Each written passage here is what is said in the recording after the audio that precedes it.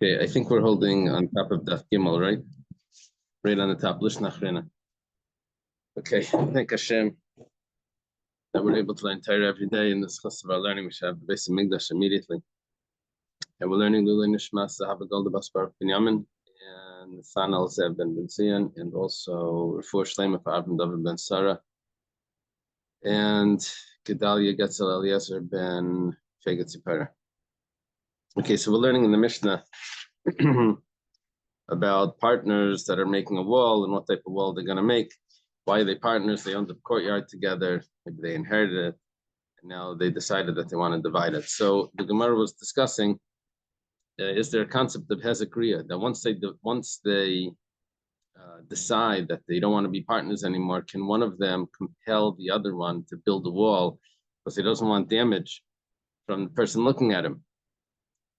And the way to determine if this was correct would be to determine what the Mishnah means when it says mechitza. If the Mishnah means that the partners wanted to make a wall, then that there's no way of compelling one another. They both agreed to make the wall. So then how do they make the wall? They make it this way or that way. But if mechitza means they wanted to divide, and then comes along the halacha and says that they build a wall, that means that they both didn't want to build a wall. Only one of them wanted to build a wall. Just both of them wanted to divide. So that means that one of them is able to compel the other one to build a wall, which is because of the halacha of hezekriya, of damage that one person causes the other one, just the fact that he can look into his property. The first interpretation here was the Gemara started off saying, what does mechitza mean? It means a wall. They both wanted to to build a wall, and mechitza, and then hezekriya would be lav shmei hezek. They wanted to build a wall, so they're going to build a wall. Lishna Achrina. Now we start on the top of Gimel Amud Aleph. There's another version of this Gemara. Amrila, they said like this, Savrua, that they understood. My mechitza. What is the meaning of the word mechitza in the Mishnah when it says that the partners wanted to make a mechitza? Plugta means they wanted to make a division. The ksiv, we have a source for this, which we translated as, and half of the congregation will be. And the half means that it's a verb. It's not a noun, it's not a wall, it's the division of. Even the ratzu, and since they wanted to divide, we build a wall by compulsion. We force them to build a wall. And why is that? That's Alma. We see hezekriya shmei hezek. That's because there's the concept of hezekriya in the courtyard. Yeah. The Gemara asks, same in my mechitza, maybe, let's say, what is the meaning of mechitza? It really means a guda, it means a wall. How do you know you're correct that it means the division? Maybe it's a noun. And the Tanan or the Tanya mechitza kem shenifitza amalei gadar, nifitza amalei gadar, nesashman amalei gadar, resa kiddush v'chay b'charisa, like we said in the last Gemara. We said that if there's a wall between the vineyard and the grain field, that fell down. So if you leave it to grow, it's going to become kalayim. So they tell him he has to build a wall up, build a wall. So he builds the wall and then it falls down. He builds the wall and it falls down.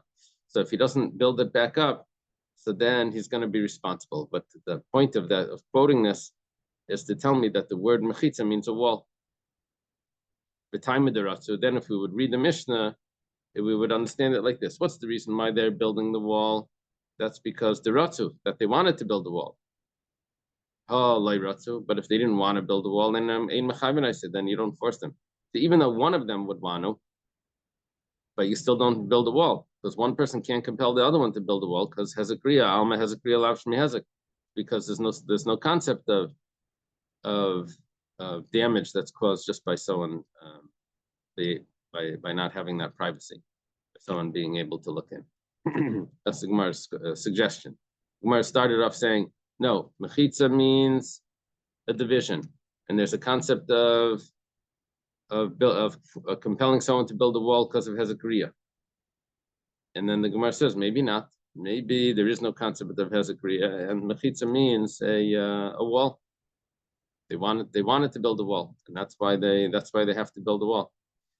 The Gemara says, if that's the case, it says they build a wall. It should have used the pronoun that they build it. because you were talking about a wall. If you're talking about a division that they wanted to make a division, then it says they build a wall. But if they're talking about a wall, they wanted to build a wall, so then it says they build a wall. You could have just said you build it. Elamai, so what do you want to say? Plukta. So it must mean a division. If that's the case, what does it mean that they wanted to make a division? It could have said they wanted to divide. The Gemara says that's not a problem. That's a common expression. Let's make a division. So in other words, since that's in common language, so the Mishnah can also use that. Okay, now the Gemara asks, if you're going to say that really mechitza means a division. Yeah, Reb Naftali wanted to ask something. Yes, please. Is the Gemara saying that you can't forgive the wrong of Hezekiah? No, it's not saying that you can forgive the wrong of Hezekiah. I think. Well, I think what it's saying is that if one of them, it says the word sharatzu, that means they both wanted to. Okay. Now, if one of them wanted to, he wouldn't be able to force the other one. If we say Hezekiah lav shmei hezek, if mechitza means a wall, they wanted to make a wall. That's why they're building it.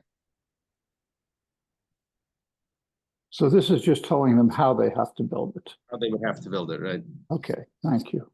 And if it means that they wanted to make a division, then it's telling them that one of them can compel the other one to build the wall.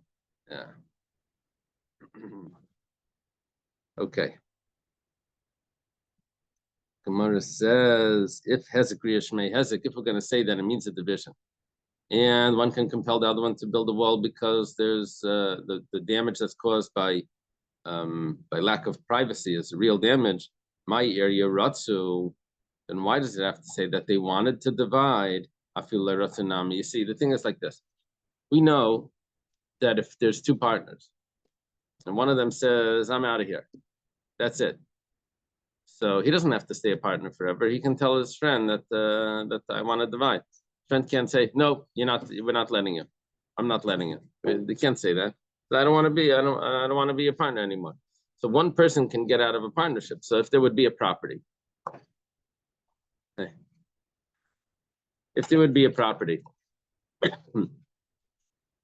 two people owned jointly.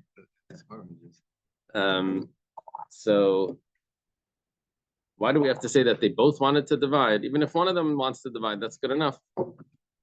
See, if it means to build a wall, they wanted to build a wall, then I would say that if one of them wanted to build a wall, the other one can say, I don't want to build a wall.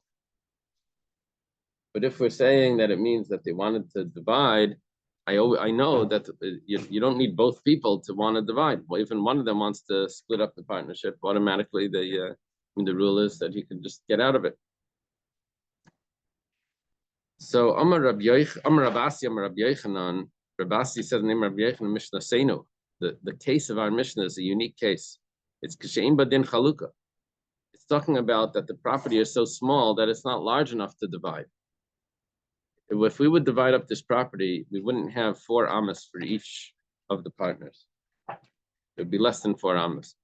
Then, in such a case, one partner can tell his friend, his used to be friend, that I refuse to divide because I'm not going to get enough.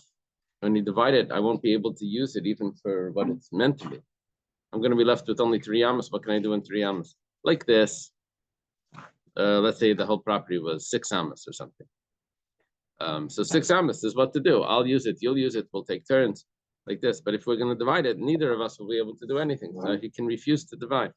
So the Rabasi said, name of Rabbi Yochanan, and our Mishnah is a unique case. We're talking about where the property is so small that if they both don't agree to divide, then actually one of them can say, I'm not dividing.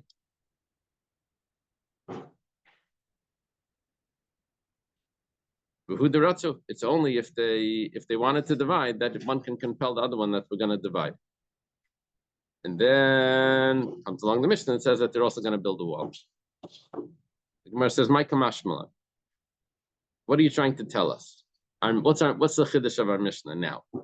The chilesba din chaluka kiratzu pligi, trying to tell me that you're able to divide it if they want it, if they both agree that you can divide it. Tanina, that I have another Mishnah that says that.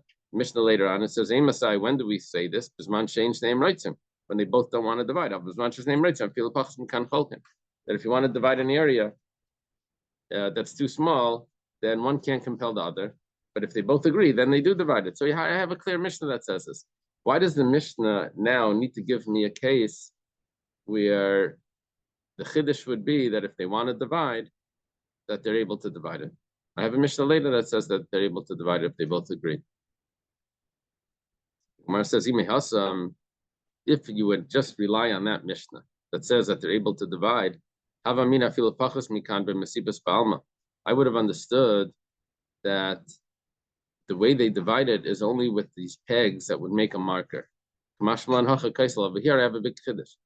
The fact that they both agreed to divide is not such a big chiddush that you can divide it, because I have a Mishnah later on. The chiddush of our Mishnah is that they divide it with a wall.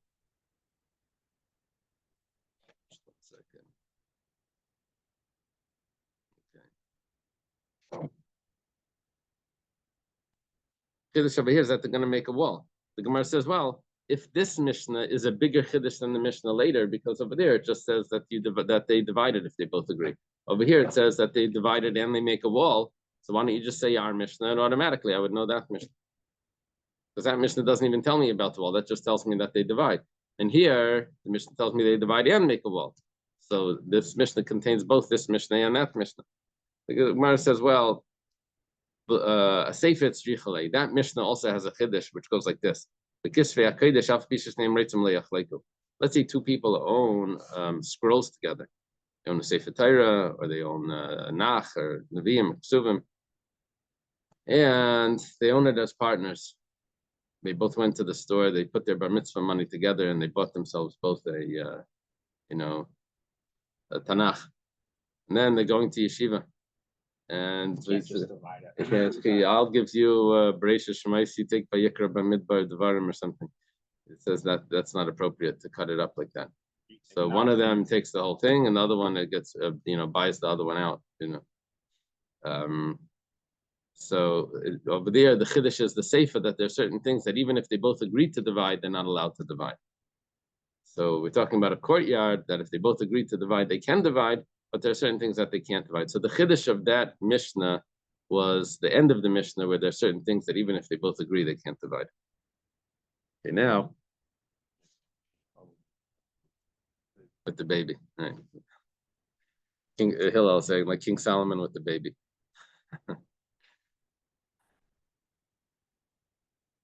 Did I say a bracha? No.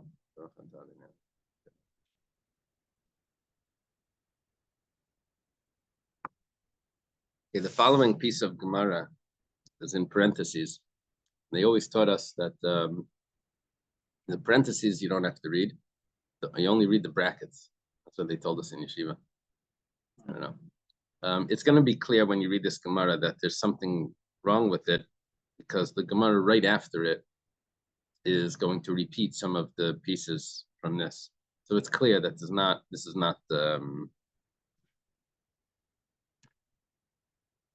there's something out of place with this piece. We'll read it, but Lishnachrina, there's another version here that says V'chiratzu, if they wanted to divide, my havi lahat debate, let them retract. What's going on over here is that they both partners together said, let's divide. Why did we need both partners together to say let's divide? Because the area is so small that if one of them would have said let's divide, the other one could say no. If it would have been a larger area, then we would only need one person to say let's divide.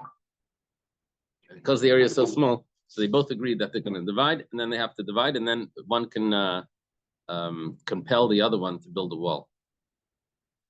So the Gemara asks now, but let the guy just retract. He said, yeah, I agreed to divide, but now I want out. And now I don't want to divide because now you're telling me that I have to build a wall. Why can you just say, I thought I wanted to divide, but that was without the wall. Now with the wall, I don't want to. So let him just back out of this. Talking about that they made a kinyan. They agreed that they're going to divide. Now it's too late. Okay. The Gemara is going to get back to that in a minute. And it says now chulu, because the Gemara later, after the parentheses, will elaborate a little bit on that. Now the Gemara asks, Adash min b'shem badin chaluka, instead of, in place of saying that we're dealing with a very small area, and that's why we need both people to agree that they want to divide. We needed both people to agree that they want to divide. Why did we need to take such an obscure case and say, you know, why both of them needed to want to divide, is because the area is so small. If we wouldn't have both there, both agreeing, then one of them could have said, I don't want to divide this area. Why don't you just say a regular case? Say it's a case where it's a large area, and one of them said, I want to divide, so they're going to divide. And then once they divide, then he can compel him to build a wall. Because when it comes to the halacha of Hezekriya, what's the difference? What's the difference if they both wanted to divide and the area is very small, or if it was a regular area, a large area, and only one of them wants to divide? It would be the same thing. So why do you need this obscure case and then come to fix it with that they both wanted to? Gemara says, Yashmin Bish Badin Chalukif would have told me that it's a large area. Each one is going to end up with 4 cubits, and you only need one person that wants to divide. Even though they both don't want to, but just one of them does. Havamina, then I would have understood. I wouldn't have known the halacha if it would have been very small. If you would have told me the halacha only when it's large. When it's large, you would have told me that if the halacha would have been, the Mishnah would have said that in a regular area, if one of them wants to divide, then he can compel the other one to divide and also to build a wall. I wouldn't have known what would be the halacha in a small area. Could have thought that maybe he can't compel him to build a wall. I would know that it can compel him to divide, but not that he could to divide and build a wall. So that's why Kamashman, it comes to tell me this obscure case that it's Ratzu. When it says Ratzu, means they both want to divide. Automatically, I understand that we're dealing with an area that's very small, and now I have a chiddush that even in a small area, they're still going to have a wall. The Gemara says, can you actually say this? But if you read further, it says, when do we say this man changed name Reitzim? This man name Reitzim my lava kaisel. It says clearly that they're going to divide with the wall in the Seifa. So I don't need the Reisha. I don't need the first Mishnah to teach me that. Gemara says, from the second Mishnah, the Mishnah later on, I would have only known that they divided with pegs. I wouldn't have known that they used the wall. Listening high, listening high. So let it just to teach our Mishnah, which teaches me more that you divide with a wall. Gemara says, because there's something strange because we'd already repeated that answer. The Gemara is going over it.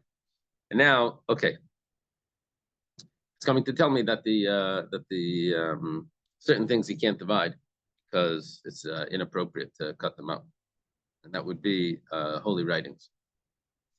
B'mayu kimta, the Gemara asks, we're out of the parentheses. B'mayu kimta l'masnisa. How did you establish our Mishnah? B'shem b'din chaluka. We're talking about when the area is so small that it's really not large enough to divide. Because if you divide it, each one's going to get less than a portion that would be usable. If we're talking about that, we have such a small area that it won't be usable if you divide it. What's the difference if they both agreed to divide it? Let them retract. He said, yeah, I wanted to divide it theoretically, but now that you're telling me I have to build a wall, I want to back out. And now I don't want to divide it. My answer is, I'm Rabasi, like we learned in the parentheses, that they made a kinyan. They made an acquisition that they're going to divide this. Once they made that kinyan, then you can't retract. Now, the Gemara's understanding that this kinyan is a kinyan chalipin, where someone lifted up a handkerchief or something. It says, V'chikano mayhavi. What do you mean they made a kinyan? Kinyan devarim ba'almahu. There's no kinyan on words. This is like saying, let's make a kinyan that you're going to go to New York. Well, you lift up a handkerchief. There's no transaction there. So the transaction of the handkerchief is you lift this up, and then an item from that possession goes to this possession. But you need an actual substance, something to be transferred. But over here, There's no transfer. They just say, okay, we're going to divide. Okay, lift up the cloth. It's a vow. It's more like a vow, which a vow maybe you can annul, but a vow you can't hold someone in court to a vow, right? That's between him and God. So the Gemara answers, Shekanam Yadam Baruchayis. No, there was a real transaction here, and the transaction was that they each decided which side of the property they're taking. So there was a transfer. That means that the east goes to me, the west goes to you, and so there was a real transfer here of ownership, and so therefore the transaction is valid. Now, once they did that, now we can compel them to build a wall. We were thinking that it was without any, it was just like an agreement that they're going to do something, but that sort of agreement doesn't work with just lifting up a cloth. You're saying because they already. But now, because they actually divided it up, they actually said that you take this side and you take that side. So then there was actually an acquisition of which side of the property. Originally, they owned it all together. Did they physically divide anything? Or They didn't do anything yet. Words? They didn't do anything. They made a kinyan that you take the right, I take the left. And then because of that, one can compel the other. Well, it was done with Khalifin. One of them lifted up a cloth. Yeah. But any kind of contract is not like that. Can you? If there would be a contract, it may be different. Here we're not talking about the contract. Oh, okay. Here we're talking about that they just b'shekanu miyadai. They just made a kinyan. So how does a kinyan work if there's no acquisition of there's no substance? It's just it's more like a vow. There's a contract. You don't have to do No, there is a concept of a contract that attests to a kinyan chalip. It says that this is a recording the kinyan that was made. That's like an ksuba, it records the kinyan.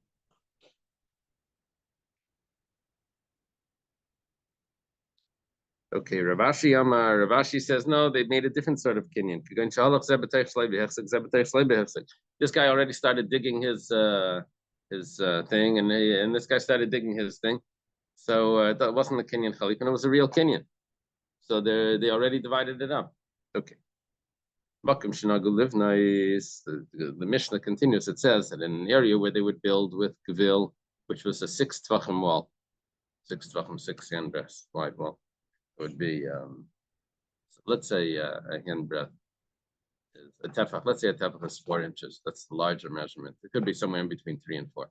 But let's say, or less maybe. But let's say it's 4 inches. So this would be a 24-inch wall, right? So it's a very large wall. And gvil, what does it mean, gvil, this large wall? These are stones that are not sanded down on the outside, so they have protrusions of the raw stone that's sticking out. Gazis, what does it mean? Gazis, which was a 5 tvachim wall, that would be a 20-inch wall.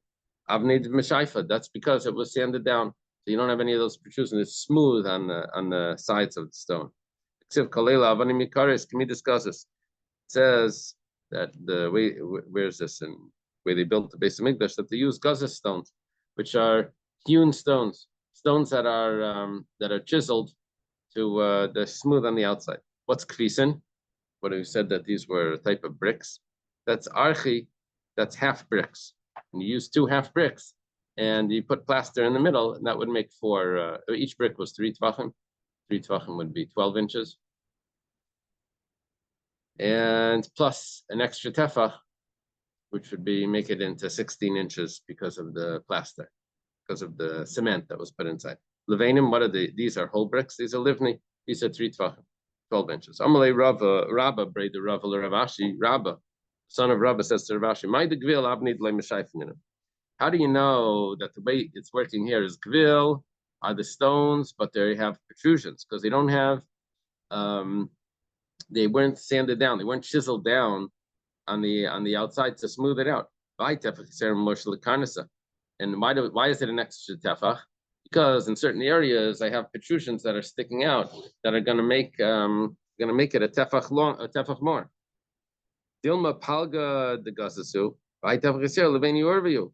I mean, kvis and archi livni leveni livni. By tefach yisrael leveni orviu. It says maybe what's going on over here is that really all the stones are only 5 tvachim. So how do you get a wall that's 6 tvachim? So well, what did we do by the bricks? By the bricks, a brick is only 3 tvachim. So how do we get bricks that are 4 tvachim? Said, well, we divided them in half, and then in the center we put the cement. So maybe the stones are also really 5 tvachim. We cracked them in half, and then in the center we put a tefach of cement. Maybe it's not because there's protrusions on the outside that it's a one whole rock. Maybe it's really each half stone, half rock. So the Gemara says, this is Rav Ashi responding on Malay. He says back, according to you, kfisin archiminal. How do we know that the kfisin, that the half bricks are really half bricks? Maybe they have bricks with protrusions. Ela Gemara Gemirla. But we have that from tradition. That's what kfisin means. Well, you're asking me a question, and you're referencing some other statement that you have that you don't know about that either. You're asking me a question based on an assumption that you don't have clear. So why are you so clear about that? It must be because that you have a tradition for. Well, that you have a tradition for. So then we have the same tradition you have for that, you have for this. Ikadamri, those that said this the opposite. Is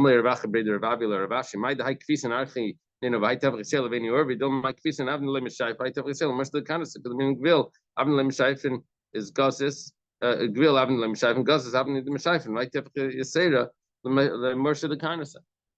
Okay. The Gemara says, how do you know that the bricks are half bricks? 2 half bricks, which is 3 tvachim, and there's another tefach which goes in the center, which is the cement, which holds it together. Maybe the kfisin are really whole bricks. And why is it 4 tvachim if bricks are only 3 tvachim? Because there's protrusions sticking out on the outside. Exactly the way we said by gvil.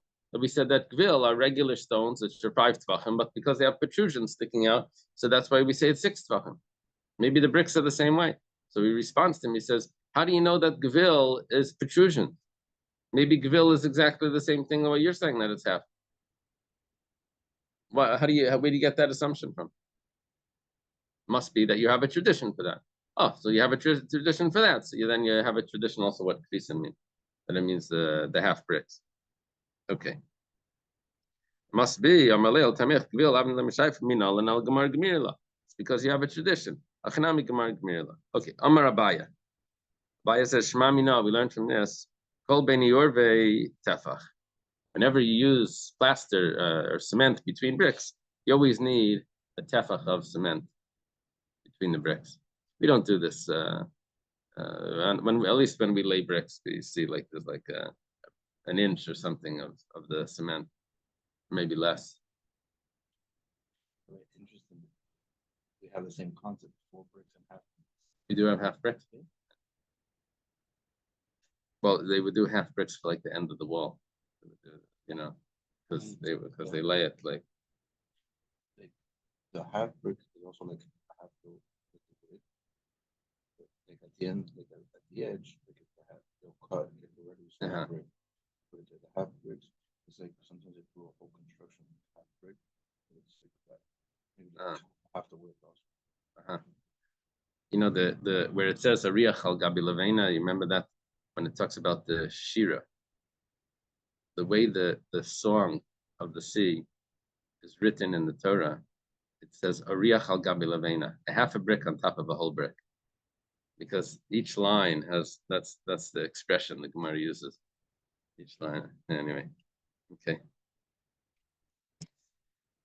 So Abaya says that the way you fill it up is with a tefach of cement.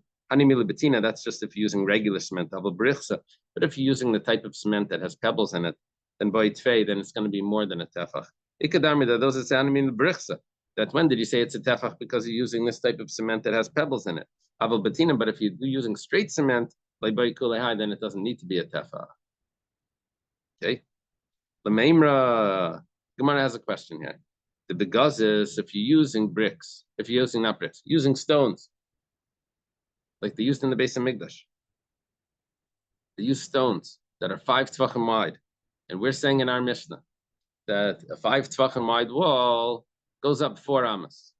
Does this mean to say the begazis to call daled amas goiva yavi pusi chamisha koi? If you have the height of 4 amas, then you need a 5 tefach wide base. Eloi leikai, and if you don't have 5 tvachim, then it's not going to stand. Now, this is a very interesting question the Gemara is asking here. What the Gemara is really saying is that, are we going to do this ratio of 4 amas? 4 amas is going to be 24 tvachim. 24 tvachim height to 5 tvachim wide. If you continue that up, if you go to 48 tvachim, which would be 8 amas, then you would need 10 tvachim wide. The wall would have to double. The Gemara is asking, do you have to do this? Do you have to? Is that what's going on over here? That every 4 amas you need a 5 tvachim width. Now it's clear that it's not so, because we have in the Mishnah we have other types of walls that are not 5 tvachim. We have walls that are 3 tvachim. So what's the Gemara asking? So Tosfos asked this question. Tosfos says we're talking about to get the full value of a gussus wall, that it could last for years and years and years, like those Roman things, or like the Kaisel. 2,000 years later, these things are still they have the walls in I don't know what's it called, those places in Rome. That's walls of West. Right. Is it in Rome? Are they older than the Kaisel? Those things. But the Colosseum and stuff, Parthenon, big structure in Greece. This anyway. So to get the full strength of these walls would have to be 5 tvachim wide. That's what the Gemara is asking. For each step, the Gemara says the problem is v'amatraxin. There was an amma in the Beis Hamikdash that divided the Kodesh Kadashim with the Kodesh, with the Heichal. The Kodesh Kadashim was the back where they had the ark, and then they had the Heichal, which was the front room, which had not the front hall, but the front room that had the Kodesh. The Kodesh is the front, and the one behind was Kodesh Kadashim. But there was a wall that was 1 amma thick. Amma thick would be 6 tvachim. And the second Beis Hamikdash was a curtain. The first Beis Hamikdash was a stone wall. The amma is 6 tvachim, which you're saying is 18 inches. So 6 tvachim, that would be 3 inches per tefach. Right? Yeah. Yeah. So 3. We said it's in between 3 or 4. So if we were the whole time we were using the 4 one, then it would be 20. An amma would be 24 inches, according to that opinion. Yeah. The lower opinion, it works together. If you say it's 3 inches tefach, then it would be 18. Then it would be 18 inches for an amma. You say it's 4 tvachim, 4 inches of tefach, then it would be 24 inches. Yeah, for 24 inches for an amma. It was a wall between the Kodesh and The door. V'amatraxin David Gavaya Tlasan Amasa was 30 amas high. It was only 6 tvachim wide because it's only an amma. An amma is only 6 tvachim. Now, really, it should have been 35, 30 amas. 6 tvachim per amma would be 5. 180. 6 times 30 is 180. Be 180 tvachim. Now, 1 second. Now, how many for every 4 in that 180 needs to be 5 tvachim wide.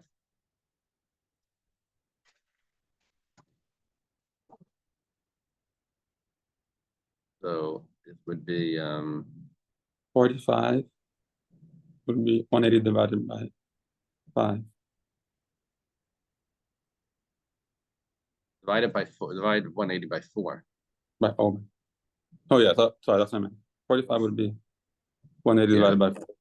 45 would be 4 because 90 and then okay. And now 45. Every 24 of the 45 would be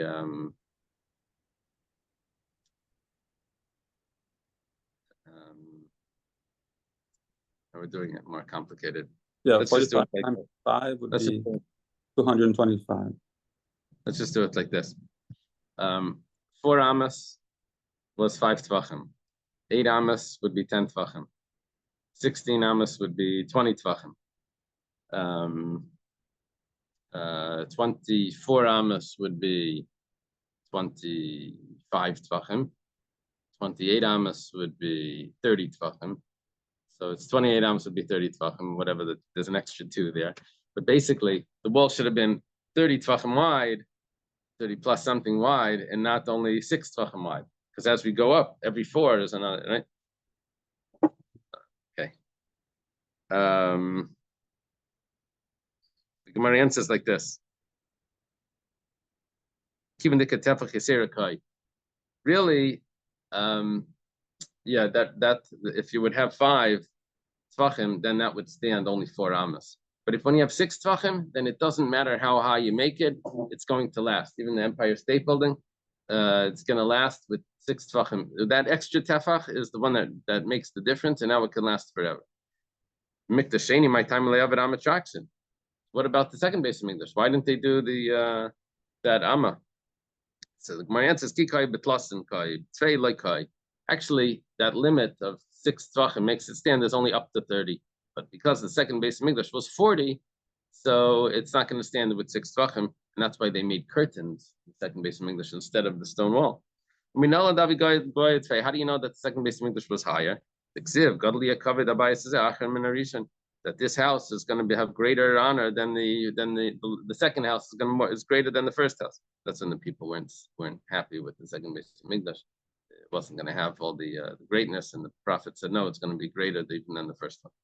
So Rabbi Shmuel, it's Machlekes Rabbi Shmuel. Rabbi Yechim Rabbi Lazar. Some say it's Machlekes Rabbi Yechim Rabbi Lazar. Chadam opinion. One of them says it's going to be greater because it's going to be taller.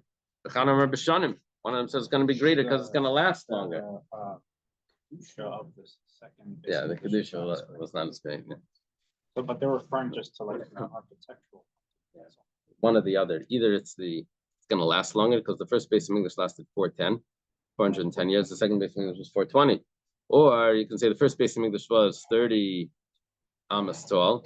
The second base of English was 40. Rashi says 100. But that would be referring to the entire structure, not the inner room. The inner room would be 40. The height, the ceiling would be 40 amas. Visala, and both of them are true. It was 420 years, and it was also 40 amas tall. The Gemara says, 1 second. Why can't they do a 30 amma wall? Because you said 6 tvachim would last 30 amas high, and then the rest of it you do a curtain. It says kikai tlasan amas. So when do we say that 30 amas is good with 6 tvachim? Nami agav tikr maziv avikai b'lei tikr maziv b'lei avikai. That's only because the ceiling is keeping it centered, keeping it in place. But if you don't have the ceiling there and you're going to just put a curtain on top of that wall, freestanding, the wall would be freestanding without a ceiling holding it in. So then it's not going to stand even if it's 30 amas and 6 tvachim. Okay, so you needed 2 things. You needed the ceiling to hold it and that. So the second base of Mikdash, they couldn't do it. Why in the second base of Mikdash they do whatever they could? Do 4 tvachim. Do 4 amas and do the rest of the curtain. It says Gemiri, Amar Abaya. Abaya says Gemiri that we have a tradition. Ikula bebinyan, ikula bepareiches. Yeah, the wall had to be one or the other, either stone or curtain. Ikula bebinyan, if it's entirely a structure, mikdash that we learned from the first base of mikdash. Ikula bepareiches, it's going to be all a curtain. Mishkan that we would learn from the tabernacle, which was a pareiches, was a curtain. The Gemara is a question when we mentioned in the Mishnah these measurements. Are we talking about hein v'sidan edum, hein b'lei sidan? Are we talking about the plaster that's put on top? We said it's 6 tvachim wall, a 5 tvachim wall, a 4 tvachim wall, a 3 tvachim wall. Is that including the plaster or not? Amar Rav Nachman bar Yitzchak. Nachman Yitzchak says, "Mistaber hein v'sidan" is probably referring to the plaster. These al kedai b'chein b'lei sidan. But if it was talking about the wall without the plaster, l'snai l'shiri, why didn't you say the plaster also? Because you're talking about how much area people have to give. You should say the full amount. Says Elav Shmamina hein v'sidan. It must be that it's referring to the plaster as well. It's not the actual size of the stone. It's after the plaster is added on what it's going to be. Gemara says, "Loi, disagree with Rav Nachman bar Yitzchak. Leila mei malach ein b'lei sidan could be that it's without the plaster. Even leihavi tefach leitani, because the plaster wasn't a full tefach, so we didn't give you the 0.035 whatever. We didn't give you those half measurements. We just said the basic measurement. We rounded it off." It's not so. You said half a tefach by the levena. It says each one gives a tefach and a half of the area. It says hasam chazil tzerufia, but yeah, that half is going to equal a whole. So that's why we mentioned it, because it's going to equal when both give. They're both going to be giving a tefach. Tashema, we have a question on Rav Nachman Yitzchak. When he said there's a beam in Erevin, where you have a beam that goes across that seals off a mavai, it has to be large enough that it can hold a brick, which is 1 tefach. You see, a brick is a tefach and a half a brick is a tefach and a half. So if you have a beam, it has to be a tefach wide. You can put the brick on it, and a half a tefach will stick out. Well, a quarter of a tefach will stick out here, a quarter of a tefach on that side, and it will be the tefach in the center would be able to hold it up.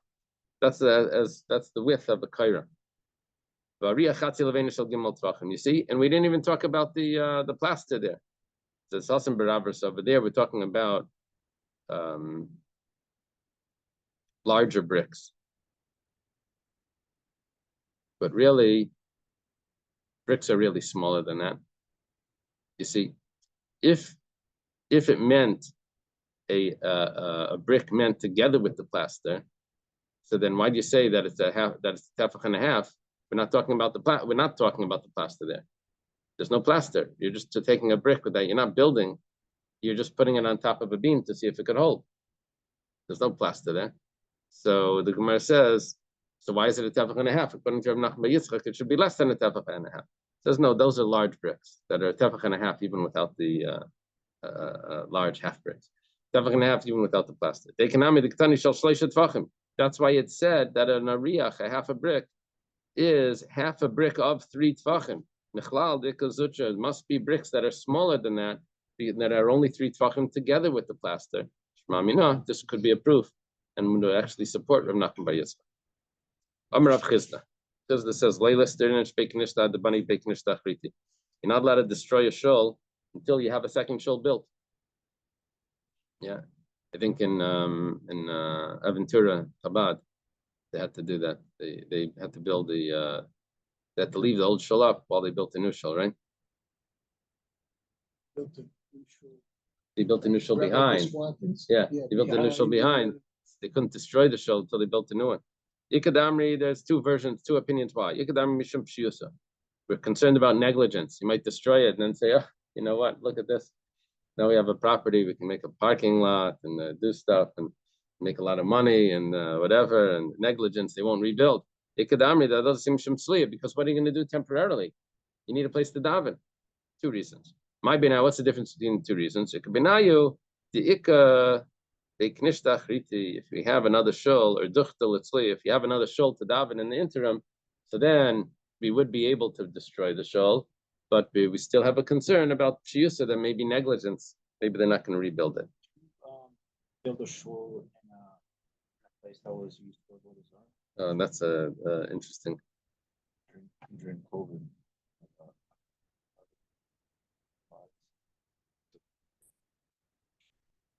Yeah. They're discussing over here if you're allowed to turn a church into a shul. You did that in Coconut Grove, right? In Coconut Grove, they have Oh. A lot of the churches were shuls.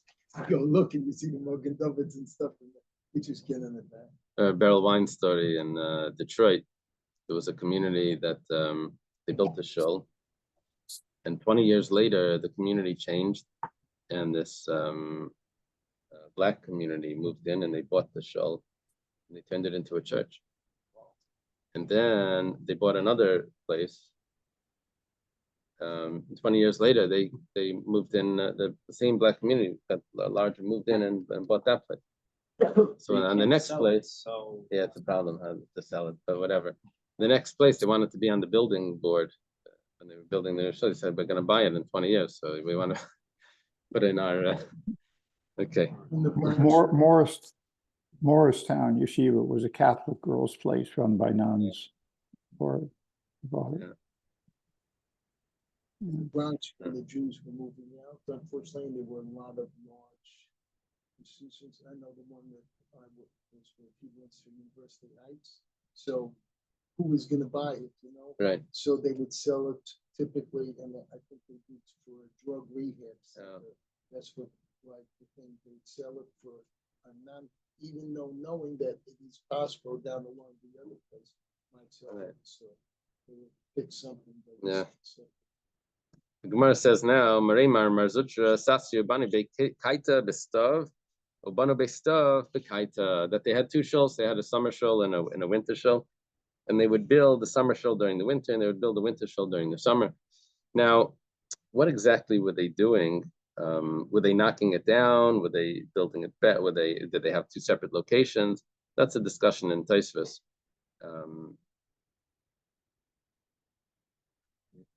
How do they translate it over there? Ground, thick walls, a few windows. Right.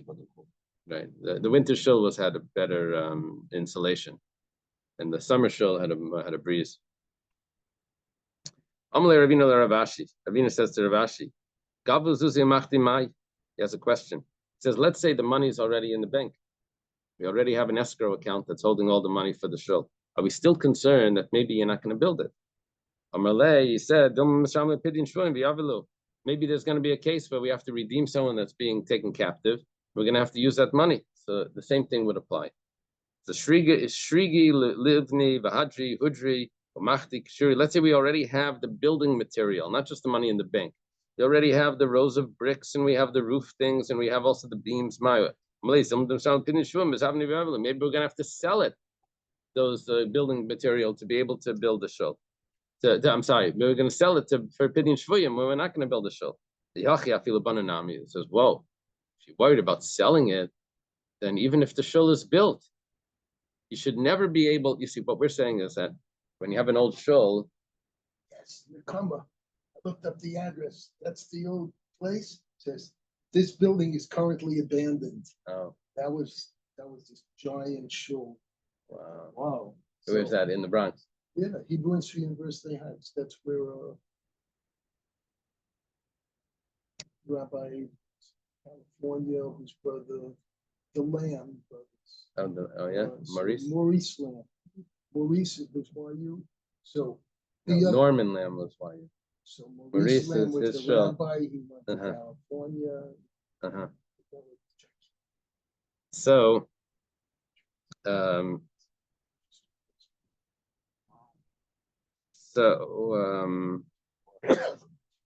what we're saying is that once you build a new shul, you can knock down the old shul. So we're saying, 1 second, why should you knock down the old shul? Possibly you're going to sell the new shul because you need to do Pidyon Shvuyim. So Zarmalei, dear Sidin Shilem Mizavni, no one sells the building. No one says they don't sell their homestead. Right? That's already a shul. That's already built. That they don't sell. It's just before construction they would sell it. This is only this halacha of Chisda, where you're not allowed to break down a shul in order to build a new one. That's only if you don't see cracks in the walls already. But if you're starting to see cracks of a chazi b'tiyua, sasya bani, you're allowed to break it down. Ravashi chazi b'tiyua b'knishta de masa machsa sasya v'aya lepurye lahasam le'afka de masken le'shvichi.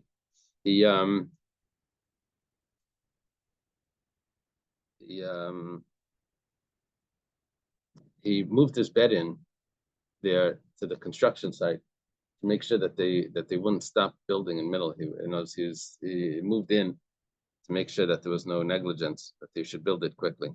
but there were cracks there, and that's why they were allowed to break it down. Okay. The following Gemara, I don't know if I have time to do. I don't want to rush it. I have to go. I know, but I have to go. Okay, maybe someone want to teach this. There's the next Gemara with the story of Hordis and Baba Ben Buta. Daniel, you want to take over? I have to run to the airport. You'll take over? Yeah, sure. Okay. From Hordis? Yeah, Hordis. Can I turn it like this? You want to come sit over here? So I would get until the two dots on Hakol Kaminig Lina and Daf Dalet. That's like a nice place to stop. When are you coming back? Okay, sure. I'm not traveling today. I'm traveling tomorrow, but today I have to take my kids to the airport.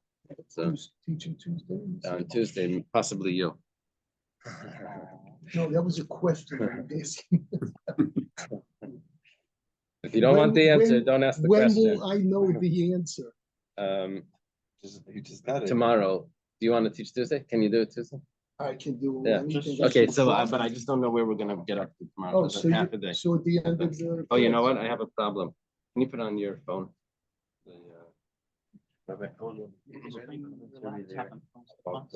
Daniel, 1 second. I need to take this phone. He's gonna put up another. Okay. Hey, Daniel, Why do they bring up like negligence before? Naftali, else is over there. Yeah.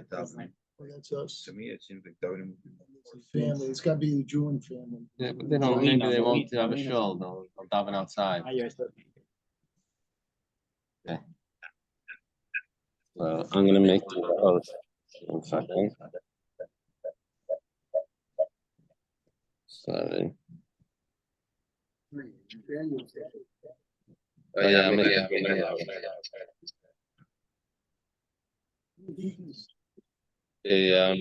Daniel, you'll understand. Thank you. Okay, can you guys hear me? Now work. I like Daniel. There you go. Okay. All right, here we go. That's a sham. Come on, you can do it. All right. Hordis Avda the Veis Hashmonai Hava. Okay, so Herod. Loud enough? Can you make it louder? That's it. I can bring this a little closer. Can you guys hear me better now? Yes. Okay. Okay, so Herod, he was a slave in the house of the Hashmonaim. This is talking about the people of the Hanukkah story, right? They became the kings after they, were victorious over the Greeks. But so Herod, he was just a slave in that house. Natan Einav Beota Tinoket. There was a girl there of the Hashmonaim's house that he desired. Yom Ahad Mahahu Gavra Bat Kala de Amar Kol Avda de Marir Hashta Matzlach. So he heard a baskol, a voice from heaven that said, any slave that rebels now will be successful. Kam Katlino de Chule Marvate Veshaira Lehahi Yenukta. So he went up and he rose and he rebelled. And I think he killed all his masters. I guess he had more than one master. And the only person he kept alive was this girl. Kichazat Hahi Yenukta de Kabai Le Minseva. When she saw that he wanted to marry her, Slika Leigra Uremakala. She went up to the roof and raised her voice. Amra, Kol man de ate ve'amar mebeit Hashmonai Katina Avdahu.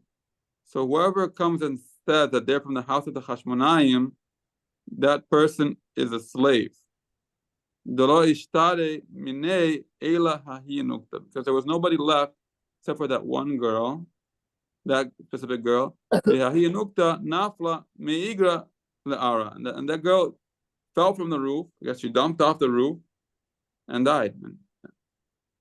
So this is a very harsh punishment for the house of the Hashmonaim. Why did this happen? So the simple reason is that they were not supposed to be kings, right? the kings are supposed to be from the house of Judah. I guess power went to their head a little bit after the Hanukkah story, and they became the kings, and that's ultimately why that whole house was destroyed. You see also in the Gemara that there's hardly any mention of Hanukkah, because the rabbis were not happy with them. Okay. Tmana Shva Shnin Bidusha. So Herod, he preserved her body for 7 years in honey. Ikadamri Baleya. Ikadamri Lo Baleya. Something that he had relations with her body, and others say that he did not. Damri Lo Baleya ha Tmana Liatvui Leyitzrei. The ones that say that he did have relations, why did he do that? Why did he keep her body? In order to feed his Yetzer Hara. U'de'amir la lo ba'aleya hay t'mana ki eichi denemru bat melech nesav. So according to say that he did not have relations with her body, it was that he wanted to just claim that he was married to her, so that to say that he was married to a princess, and that therefore is the rightful king. Okay. Amar man darish mikerav achecha tasim alecha melech. The Herod himself, he expounded on the verse that you should have someone from your brothers as your king. Right? There's a verse like that. So Herod was, not a fully Jewish. So how is he? So he realized that he can't really be king rightfully. Who came up with that, right? Rabbanan. So Rabbanan. So because this is the sages. Okay, so let me say that again. How do they expound this verse? They say the sages are the ones that are responsible, right, for expounding the verse. Kam katlinu de kule Rabbanan. So he went up and he killed all the rabbis. Shavke le Baba ben Buta le Mishkal etzaminei. The only one he left alive was Baba ben Buta, in order to get advice from him. Ada le kulila deale nikrenu leinei. So he took he put a porcupine. He took he made like a necklace from porcupines, like very, very long, like sharp blades, right, almost. And he, I guess we call it Natanale, he put his eyes over it, and right. So Herod put Baba Musa's eyes over it, and he made him blind. Okay, poked his eyes out with these porcupine needles. Yom Achada Ata Vitev Kamei. But then one day he came over to him, sat next to him, like, right, so in disguise, right? So the Baba Buddha was blind. Amar Hazimar Hayavda Bisha Maika Avid. He said to him, "See, master, what this evil slave is doing." Amar lei, my Avid lei. So here in response, so it's basically this. He said, "Then what should I do to him?" Amar lei, nilate mar, curse him. Amar lei ktiv gam b'madacha melech al tekalel. So do not curse a king even in your thoughts. Right, that's a pasuk. And Ecclesiastes. Kohelet. Amar lei hai lav melechu. Then Herod himself says, right, pretending not to be him, he says he's not really a king. So Amar lei answers lehevi asher be'alma. So even like a regular rich person, you shouldn't curse. Dichtiv u bechadre mishkavcha al tekalel asher. So in your bedchamber, don't curse a rich person. V'lo yehe ela nasi.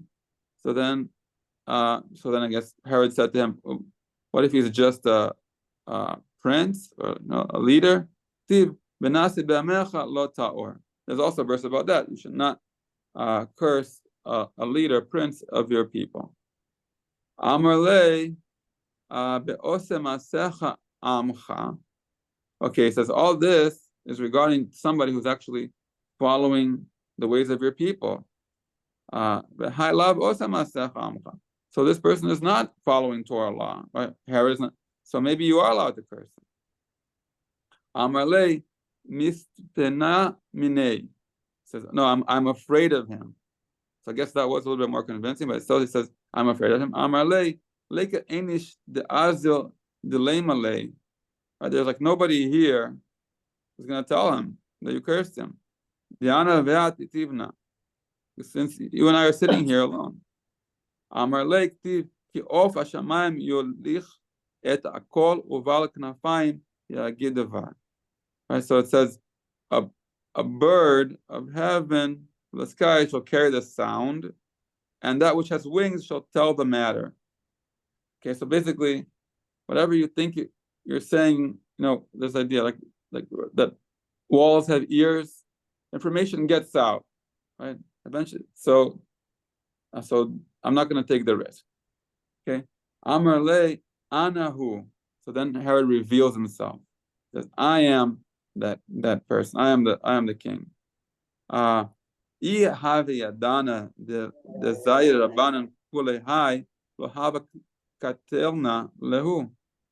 So if I realized, right, that the sages were like this, they were cautious, I would not have killed them.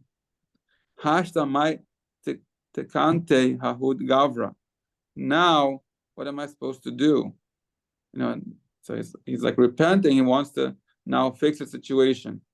Amalei hu kiba oroshel olam, the one who this right that extinguished the light of the world. The mitzvah the Torah or that the mitzvah is like a candle and the Torah is like the light. So now go deal with the light of the world. And all the nations shall flow into it, right? So the Basra Mikdash was a place where all the nations will flow to, right? Basically, right? There's an idea that, right? So that basically it's a light for the whole world. Because the Amri, there's some that say that what he said was, who simei enoshel olam, the one that blinded the eye of the world. They should be like the eyes of the congregation. Go deal with the eye of the world. Because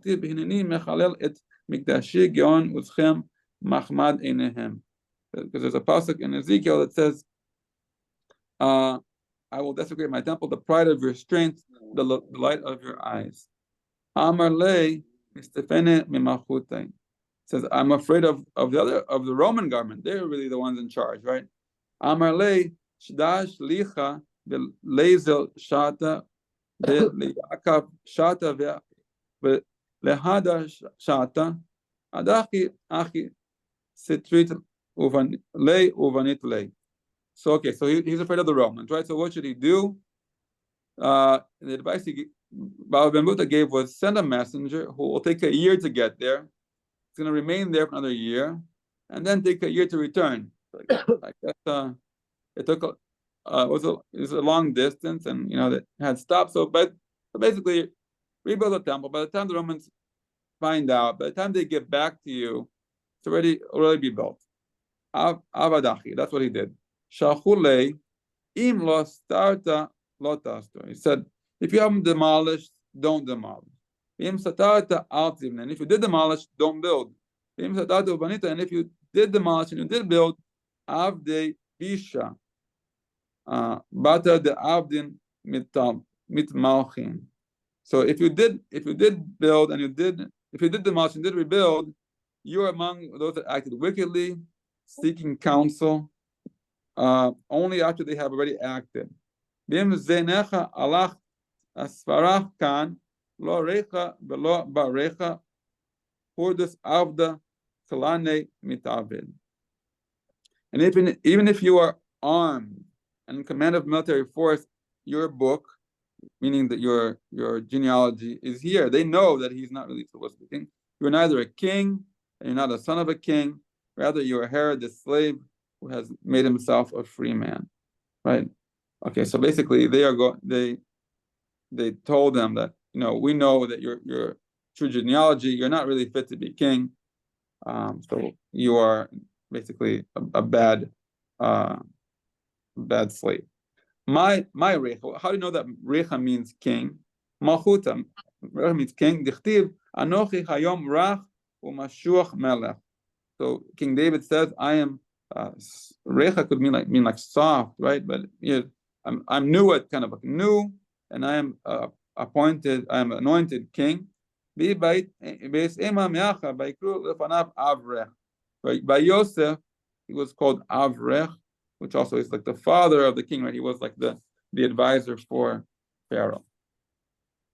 Amri mi shalora binyan hodus lora binyan mimemar.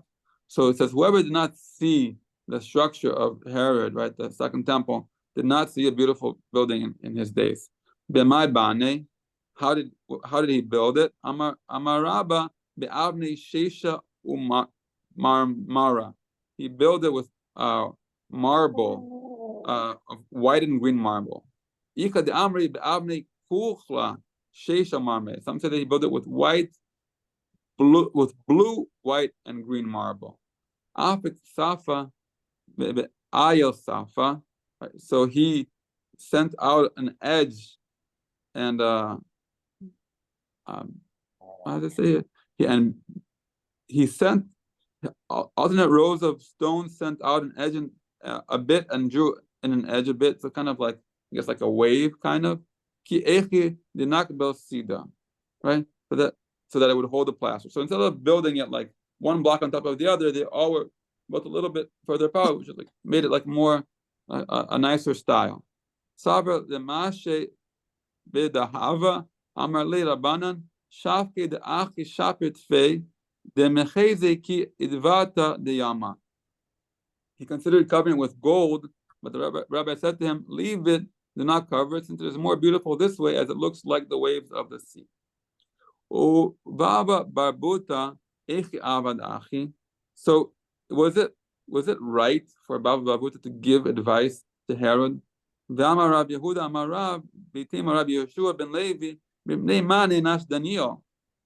maybe that's what Rabbi Smith wanted me to teach us. Why was Daniel punished? What did he do wrong? So Daniel, he gave advice to Nebuchadnezzar. Shenemar lahen malki yishpar alach b'chataach bizdaka ruk ve'abatach dimechin anan hentehi archa shlevatach begomre. Okay, so this is Aramaic. So he says to Nebuchadnezzar, therefore, O king, let my counsel be acceptable to you. Redeem your sins, and with charity your iniquities, with graciousness to the poor, that there may be a lengthening of your prosperity. So basically, Nebuchadnezzar realized he was going to be punished, right? I'm not sure which part of the story this was. I think it was when it was writing on the wall. There was like a hand came and wrote on the wall. Maybe that was, I'm not sure exactly if that was the one. Anyway, he realized he was going to be punished, so he went to Daniel for advice, and Daniel said to him, give tzedakah to the poor of the Jews, and that's going to extend giving you additional time. And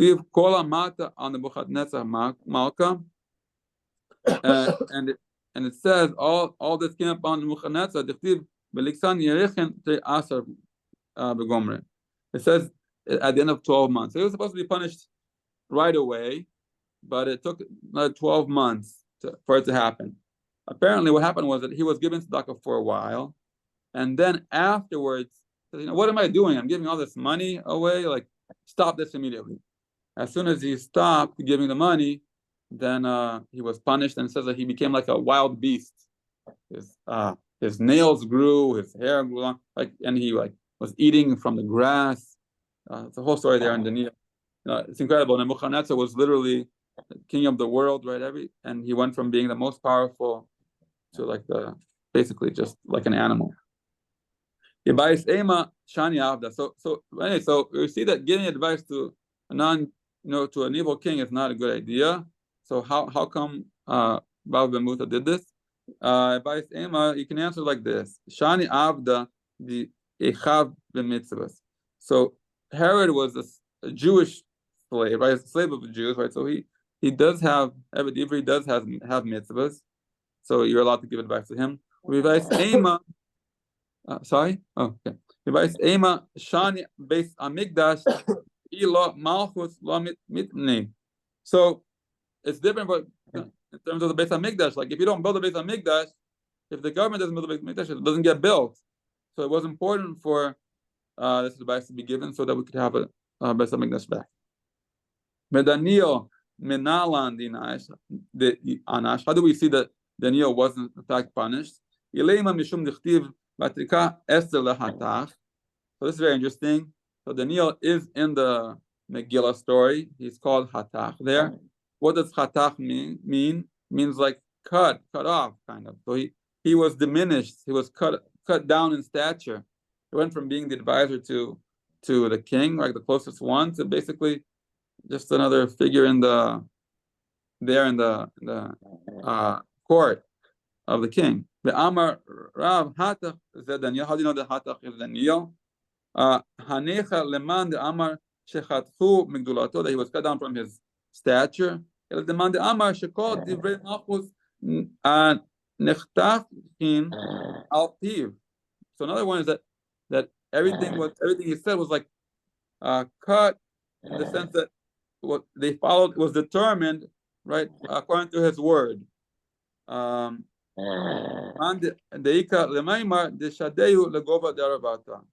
What punishment did he receive that they threw them down to the den of the lions? That's another. You can also say that he just, according to the opinion that say that when Hatach means that that was a positive thing that was cut down, that his words were followed. So it means that the den of the lions, that the punishment was that he was thrown in the den of lions. We say that he was saved, right? But he was saved. It was still a scary experience. I think we're supposed to stop here. Yes, so all right. Thank you. No problem. There's another idea also. Hatach is that it means like a eunuch, right? That so there's a debate there whether Daniel was a eunuch or not. That's something else. All right, Shkoya. Thank you very much. Good luck. All right, thank you. Have a wonderful day. See you. Great job. Right after the